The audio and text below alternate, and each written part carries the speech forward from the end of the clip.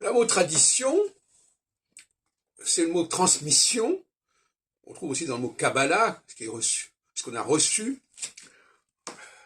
La question est de savoir ce qu'on reçoit par les textes, est-ce qu'on reçoit par le sang? Ce qu'on reçoit par la surconscience, est-ce qu'on reçoit par la subconscience? Ce qu'on reçoit par la science infuse de la subconscience, ou ce qu'on reçoit par l'éducation. Et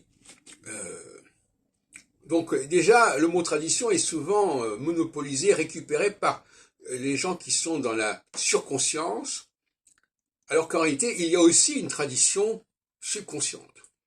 Par exemple, être juif aujourd'hui, ça n'est pas forcément être fidèle à une forme de surconscience, de pratique, de liturgie, de praxis, d'orthopraxie, etc. On peut très bien être en dehors de tout cela et être néanmoins et s'affirmer comme juif. Et à ce moment-là, on est dans l'aime de la subconscience. C'est-à-dire que mon judaïsme, ma judéité, elle est dans mon sang, le rapport au monde me permet de comprendre ce que je suis en tant que juif, ce que sont les juifs en tant que dans l'histoire. Donc, l'historien du judaïsme, c'est aussi l'historien des juifs. On ne peut pas séparer les deux. Et là, il y a une sorte de schizophrénie. Ceux qui disent les juifs sont ceci parce que c'est écrit à telle époque, et ne pas regarder ce que les juifs font aujourd'hui dans le monde, quelle est leur place dans le monde. Et le rapport entre les deux, il est pas évident à percevoir et à mettre en évidence de toute façon. Hein. Donc là, on a aussi le choc de deux traditions, de deux transmissions, par le sang, parce que le judaïsme, malgré tout, qu'on le veuille ou non, ce n'est pas une religion de la conversion, hein, même si on peut parler de mot conversion quand un juif revient à la tradition classique, etc. Mais c'est la teshuva, mais ça n'a rien à voir avec le fait de devenir juif. C'est de retrouver une certaine forme de judaïsme. Bon. Donc, il y a une façon d'être juif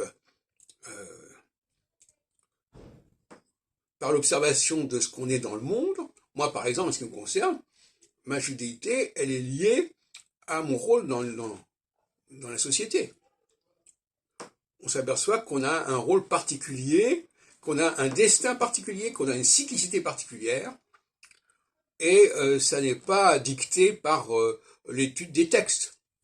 Même si on peut trouver des allusions, des références, comme par exemple le songe de Joseph, le songe de Pharaon, avec les 7 années de vache maigre, ça peut faire sens. Il y a des bribes qui sont à garder, mais alors il faut faire vraiment le tri. Hein.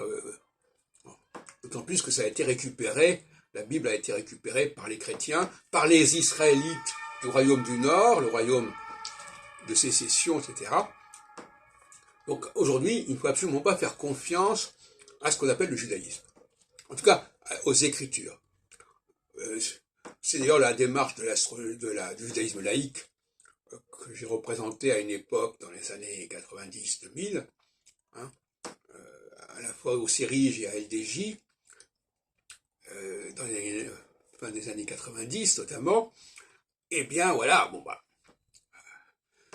c'est un judaïsme qui existe par l'antisémitisme, par exemple. L'antisémitisme, c'est justement particulièrement intéressant parce que ça nous ramène, c'est une dialectique entre ce qu'on a dit des Juifs, ce que les gens ont entendu parler des Juifs, et ce que sont les Juifs devant eux. Les protocoles des sages de Sion, dont j'ai fait une édition en 2002, il y a 20 ans, ils essaient de montrer justement qu'il y a un judaïsme actuel qui a une volonté d'action, qui a une volonté suprématiste, on voudrait, et qui existe en tant que tel et qu'il faut prendre en considération. Et il ne faut pas occulter ce judaïsme actuel, qui a sa puissance, son énergie, au nom des Écritures.